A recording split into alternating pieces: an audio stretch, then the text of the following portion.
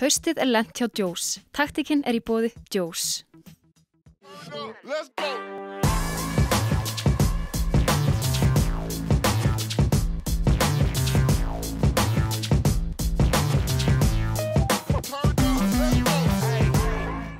Já, komið sæl og velkomin í taktíkina. Hingað til mín í setti ég komið mjög góðan gest. Hann nýkliftur fótboltakempan Sigur Óli. Móli, velkomin. Takk. Þegar ég var að bjóða þér í þáttinn, þá sagðir mér að ég þyrfti allavega 8 ár til þess að undirbúa mig, ég ætlaði að gera þetta almennilega. Ég hafði þó nú ekki alveg, en ef við reynum svona að byrja aðeins á þessu.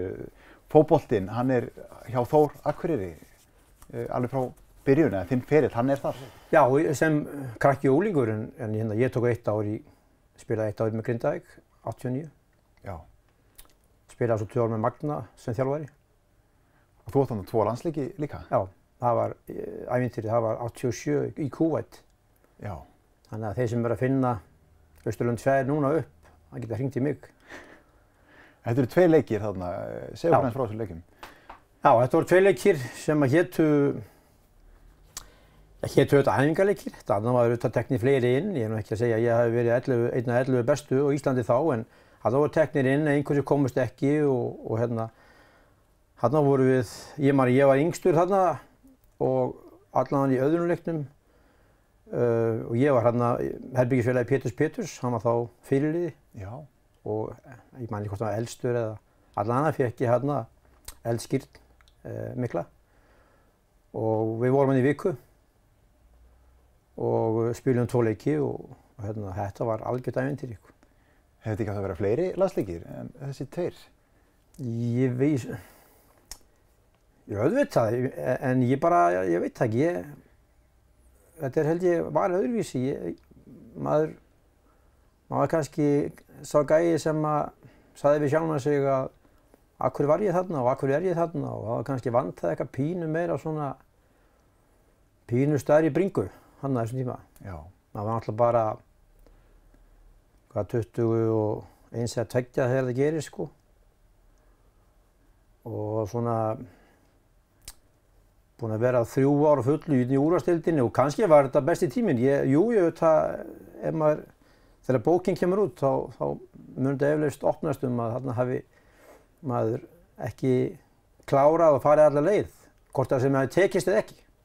Hvernig var að spila í Kúveit á þessum tíma? Það var skrítið, mjög skrítið. Í minningunni voru þetta 70 stæði hiti og erfitt að anda og lítið súrefni, mikil olía. Já. En þetta voru litlir gæjar og mjög nettir og teknískir en þeir voru ekki mjög harðir. En leikirnir voru báðir minni með 1-1. En þetta var bara algjört ævintýri, þetta var allt öðruvísi heldur en maður átti að venjast á Sannavellinum. En áhorfendur og samfélagið, hvernig var andinn þarna? Sko, ég man alltaf eftir að samfélagið var þannig að þegar við vorum að keyra þarna í Kúveit, þá var allir sem voru að vinna svona almennileg störf, verkamannastörf, moka skurði upp úr þeim og í og aftur, það voru útlendingar. Það voru Indverjar og Pakistanar og þannig að sjeikarnir voru bara með sitt dót á hausnum og keyrðum á Benz. Já, einmitt. En við vorum í alveg frábæru hóteli, þetta var einhvern hótel sem maður aldrei séð áður, sko. Þannig að þetta var allt öðruvísi. Stéttaskipting. Já. En ef við förum yfir að þú varst líka í yngri landsliðunum átt leiki þar, hvernig var sá tími? Já, við förum til dæmis, ég held ég í 7U21, við fórum til Katar, árið fyrr, 86 held ég. 85 maður ekki. Þá fyrir við til Katar og Bahrein, þannig að það var vika þar. Þannig að ég er búinn að vera 2 vikur í Austurlandi 4. Það var mjög gaman. Sigfrid Held og Guðni Kjartans voru á með U21, þannig að þetta voru gæjar sem maður leit mikið upp til. Og eins og ég segi, við vorum þarna margir, við vorum örugglega 3 Þórsararnir á tímabili þarna. 4 kannski þegar Hlynur kemur inn. Hlynur, Lúlli, ég og Dóri. Þannig að þetta var. Og svo var held ég Þorvaldur Ögleifs komið líka, þannig að við vorum örugglega 5 þarna Akureyringar sem þannig að við áttum bara landsliðið þarna á tímabili. Það öflugt. Og svo var þetta Finnland og Danmörk og ég man að við áttum 2 leiki þarna við Danmörku. Og þá var hann yngri Laudrup bróðurinn hérna Og mér minni að ég hef verið settur á hann. Já. En ég tek það fram, ég man ekki allt. Þetta eru alls konar ferðalög og framandi ferðalög sem þú farið að upplifa þetta ekki um fótboltann. Já, þetta var, og við tókum þátt líka hérna tókum þátt í 2 leikjum sem hét Ólympíulandslið Íslands. Þá fórum við til Frakklands, til Bordeaux og hérna einhver Íslendingavika sem að Vigdís Finnboga opnaði allt og lokaði öllu hana, var aðalkenningin. Og ég man að þegar þetta var búið þá fengum við, þetta var 87 eða eitthvað, man það ekki, og þá voru okkur gefnir alveg svakalegir hérna, svona rauðvíns- og hvítvíns-kassar frá Bordeaux sem var náttúrulega aðalmerkið þá. Og ég man ekki hvort að bara pappa og mamma drukku þetta bara með kókúti eða eitthvað, ég man það ekki á sínum tíma. Það var gaman að eiga þetta í dag. Akkurat. En svo hérna líka landsleikur þar sem að það voru komin ákveðið tímanda frá 14-2 tapinum á Danmörku, Old Boys leikurinn og þar skorar þú heldur betur skemmtilegt mark. Já, það var 2007. Þá held að Dóri Áskils hafi verið svona aðalkvartamaðurinn hérna megin og svo náði hann einhverju sambandi í Danmörku og það komu hérna gamlir hundar frá danska landsliðinu og svo var safnað saman hérna einhver sem áttu A-leiki hérna frá Íslandi og það var svo skrítið í þessu því að ég byrjaði út af þessum leik. Ég veit ekki hverju verið að þjálfa þetta lið hérna 2007, það hefur verið einhver sem er ekki alveg nógu mikið vita fótbolta. En ég kom einhvern tímann hann inn á og skoraði þetta mark, ég náttúrulega þekktu fyrir markaskorun. Já, sjálfsögðu. Sérstaklega á æfingum. Sérstaklega á æfingum. En það voru alls konar kempur þarna frá íslenska liðinu? Já, hann var nú til dæmis bara svona, að því hann var nýfallinn frá, Atli Eðvaldsson, var fyrirlið í þessum leik og byrjaði inn á og það var ekki séns að hann færi út af. Þó hann væri orðinn 50 sko, hann er svo kraftmikill. Guðni Bergs var líka þarna. Gaman að segja frá því að hann er formaður KSÍ í dag sko. Jú, þetta voru algjöru hetjur allt saman, frábært, alveg frábært. Frábært dagur. Og skemmtilegt að skora? Og mjög gaman að skora þetta og ég man alltaf eftir því að þegar danski markmaðurinn er að taka boltann úr netinu, þá heyri ég hann segja, því var uverjandi. Já. Sem býður þetta var óverjandi. Það sjálfsögðu. Það er komið tíma á smá pásu okkur hérna, Móli. Kíkjum í örstuttar auglýsingar. Jóðum Jóð, Sönvil gallabuxur. Taktikinn er í boði Jóðum Jóð. Haustið er lent hjá Joe's. Taktikinn er í boði Joe's. Let's go.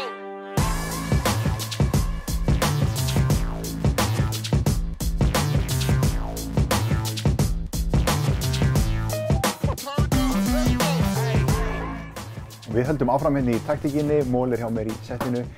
Móli, það er óhætt að segja að Þórs hjarta þitt sé ansi stórt. Já, ég sko, þetta er svolítið sem að fylgið þér. Þú varst í yngri flokkum með Þór, þú spilaði með Þór og þjálfaði á Þór. Náttúrulega hef ég þjálfaði í 11 ár Þór Káa, en fyrstu árin var þetta rekið af Þór, áður en að sameinaðist alveg. Þannig að sko, mann er svíður náttúrulega þegar það gengur illa og er glaður þegar það gengur vel. Af því að þetta er svolítið rótinn sko, þetta er þó maður deyji í Afríku þá fæddist þú þarna og þetta er þitt og þarna áttu maður sína félaga og þarna eru ættingjarnir flestir og þó að séu mennfjarnir út allt sko, að þá er þetta bara, þetta er einhvern veginn römmus og taug, þetta er bara, já, þetta fylgir einhvern veginn. Ég er alveg brjálaður Liverpool-maður líka og ég er sennilega svektari eða þeir tapa. Var reyndar einhver 8 ár síðan það gerði síðast, en það líka ristir rosalega. Ég er mjög jafnt geðslag, en þetta tvennt getur komið mér aðeins úr jafnvægi. Fyrstu nefnilega þetta Liverpool, Bill Shankly, hann á nú ansi marga góðar tilvitnanir og þú ert nú duglegur að vitna í hann, eða ekki? Jó, þetta er til að fyrsti sósíalistinn, hann var bara fyrir fólkið. Hann hafði engan áhuga á sínum yfirmönnum, taldi að þeir ættu bara að skrifa tékka og ekkert annað. Þannig að ég held að þetta er svo mikil endurnýjun, þetta er bara það sem hann sagði þá var og er rétt. Já. Og fær svona einhvern veginn hópefli og gamla sósíalismann sem allir er að vinna fyrir alla og þetta er bara, þetta er bara að vitna í hann og ég held líka bara að hann gaf mikið sjálfstraust. Það sem hann sagði var svona meira til að rífa þig upp og stundum var það til að lækka hina, stundum þarf það. Og þá enn við í dag. Sjálfstraust opboðslega vanmetið. Þú nefnir þarna líka Þór Káa og þjálfun og við getum nú ekki tekið í viðtal hans að fara svolítið yfir þann tíma. Þetta langur tími og þú varst þarna aðstoðarþjálfari með nokkrum þjálfurum, Dragan, Viðari, Hlyn. Fara aðeins yfir þennan tíma með okkur. Já, ég held að þetta væri 11 ár. Þetta náttúrulega hálfgett grín að vera að tala 11 ár hjá mér meðan Nói Björns ennþá á störfum þarna. Hann byrjaði held ég 2005 eða 2006 og ennþá þarna og einhver 20 ár eftir sem forráðamaður. En já, ég var náttúrulega fyrsta árin var ég með Dragan 2007 held ég, haustið 2007 held ég. Og við vorum saman til 2010 held ég. Þá tók Viðar við í smástund, síðan tók Hlynur Eiríks við í smástund og síðan kom náttúrulega Jói Húsavík kom hérna í 6 ár eða ekki, eitthvað. Og þegar hann ákveður að hætta haustið 2016, semst fyrir tímabilið 2017, þá taldi ég þetta vera orðið gott hjá mér líka. Þetta var svona, já, ég held að ég fann að þekkja þær mig og mikið og það svolítið hættulegt, sko. En ekki þó að ég hef alltaf verið auðvitað mjúki maðurinn í sambandinu.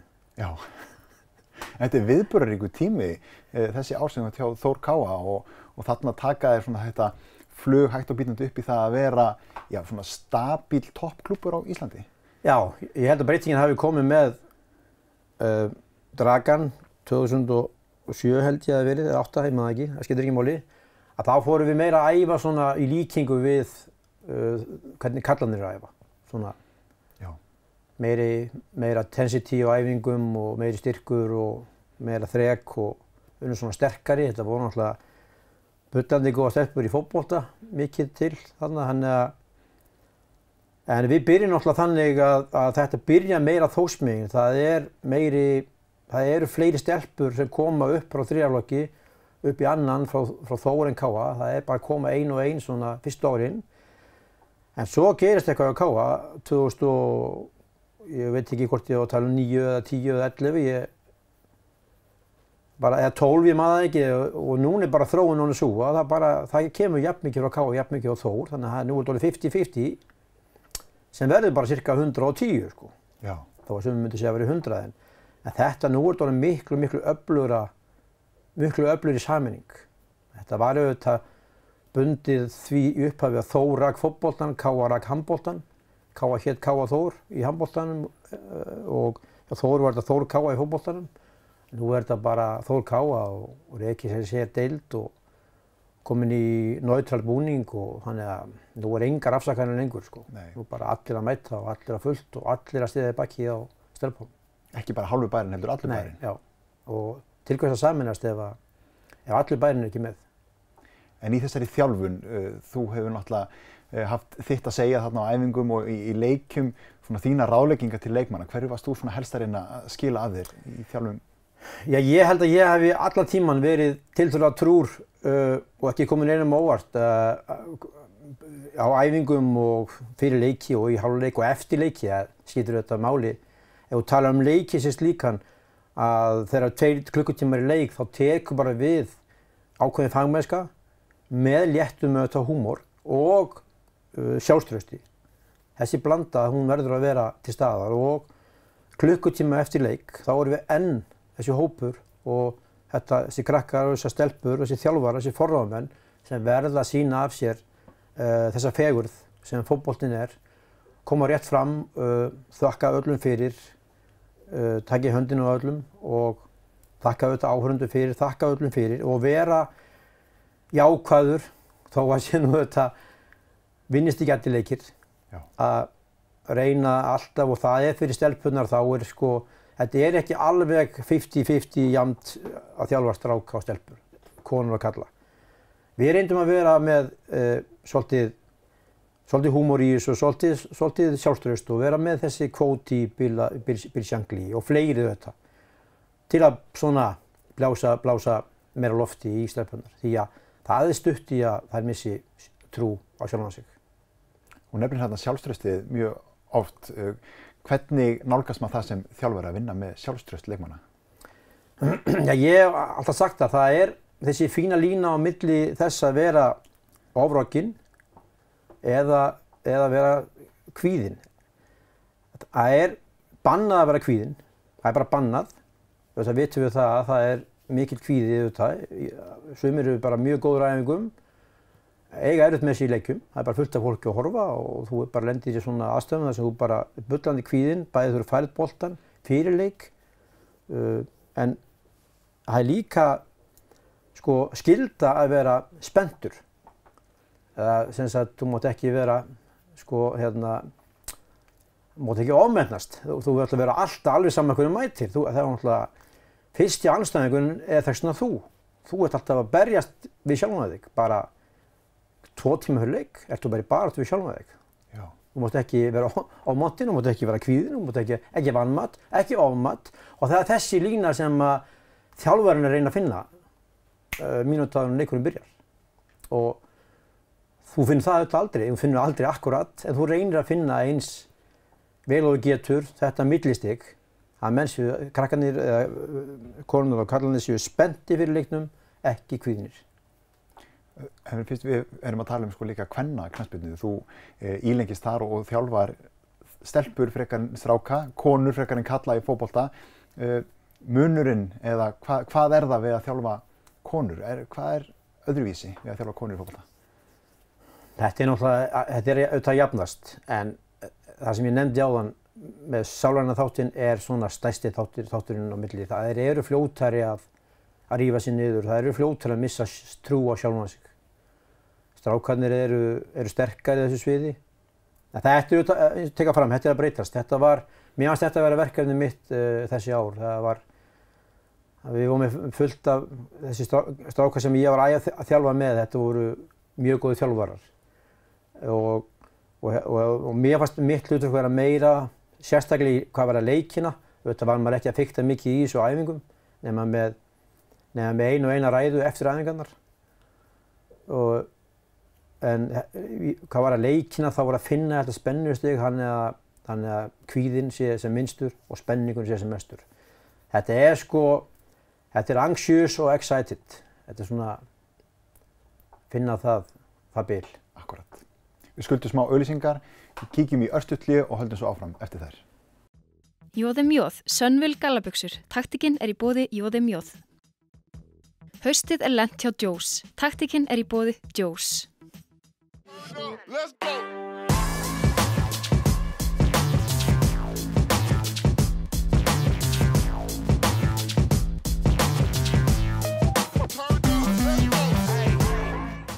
Við flautum á síðasta leiklutan í þessum þætti. Óli, þú hættir að þjálfa Þór K.A. 2016, en það er verkefni sem þú ert búin að vera í núna með KSÍ, grasrótarverkefni sem er langasvöldið að heyra þig segja okkur frá. Þú heimsóttir staði út allt land, einhver 700 börn og varst að þjálfa fótbolta. Já, þetta var bara núna í sumar. Þetta var verkefni sem kom upp bara 1. júní held ég og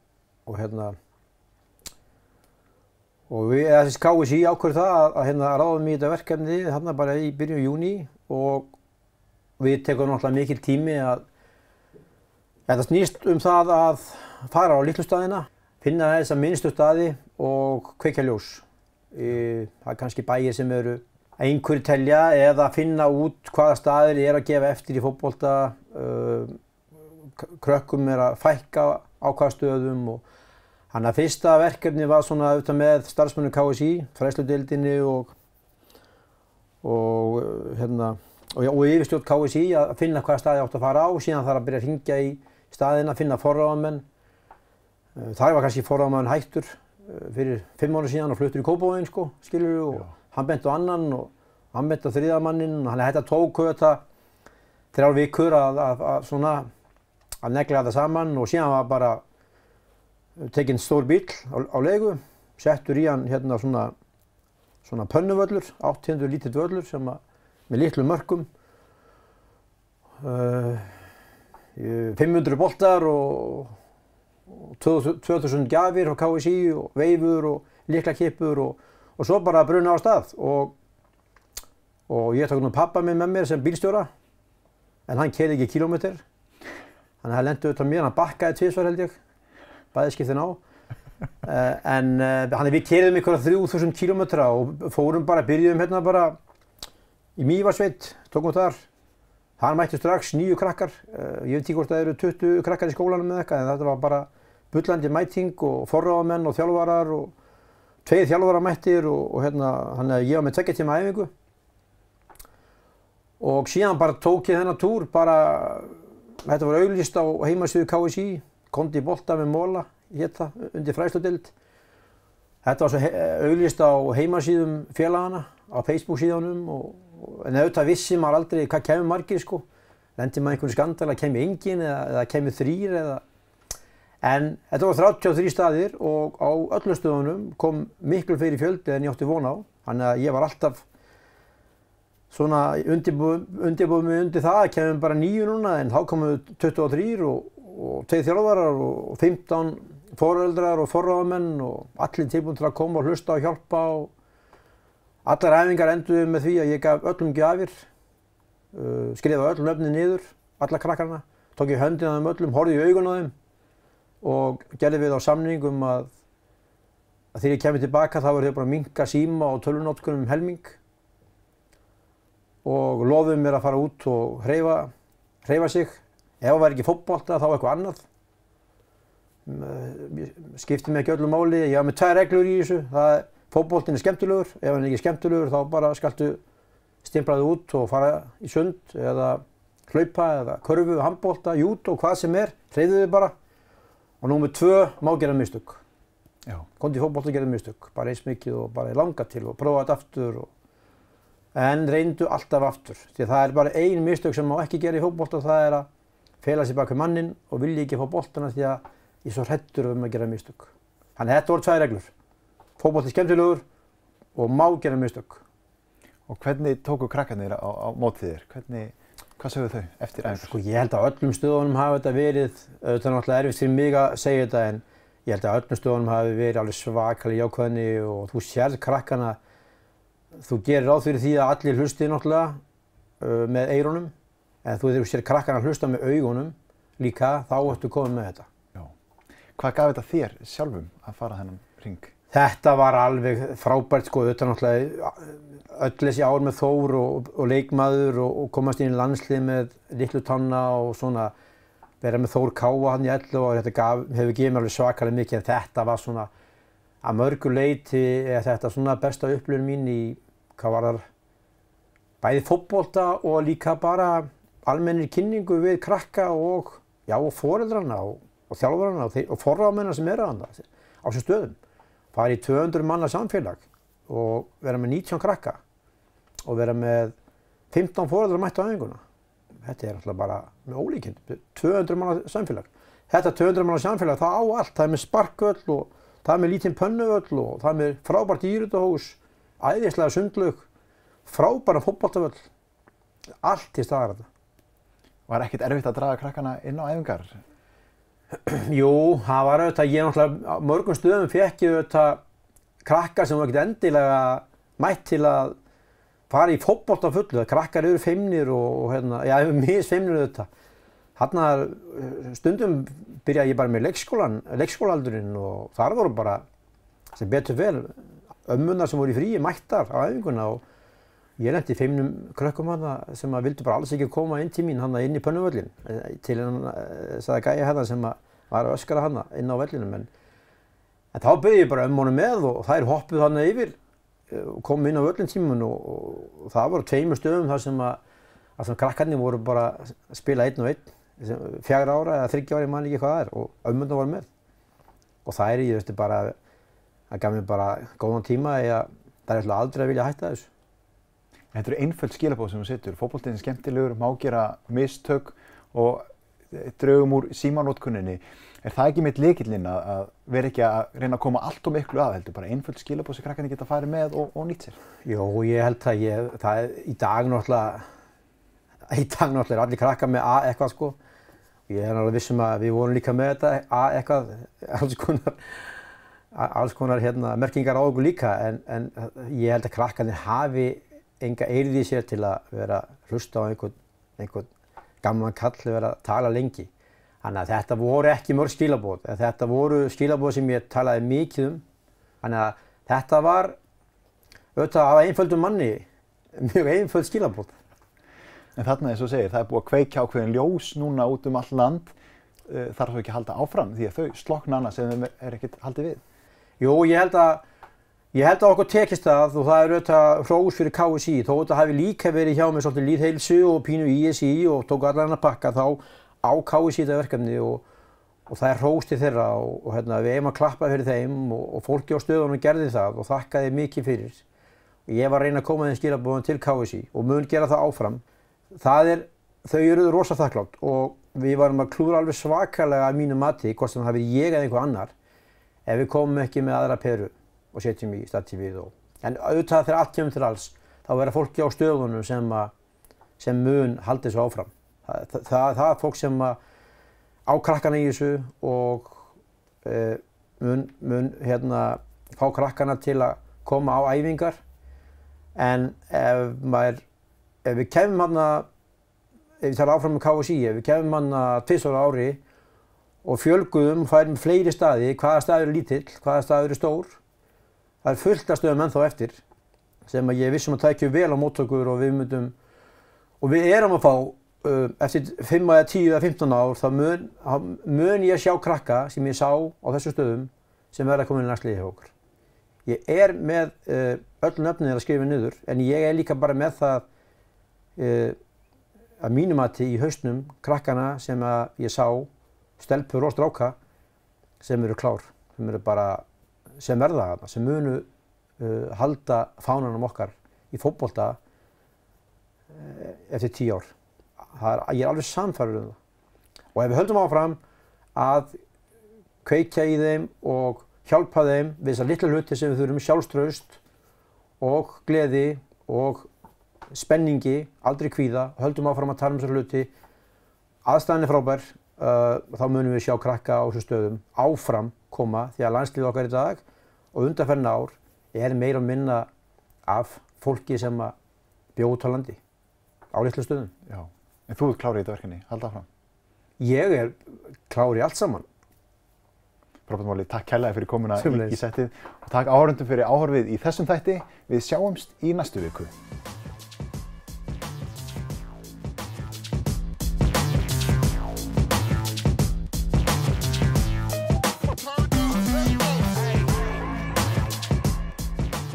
Jóðum Jóð, Sönvil gallabuxur. Taktikinn er í boði Jóðum Jóð.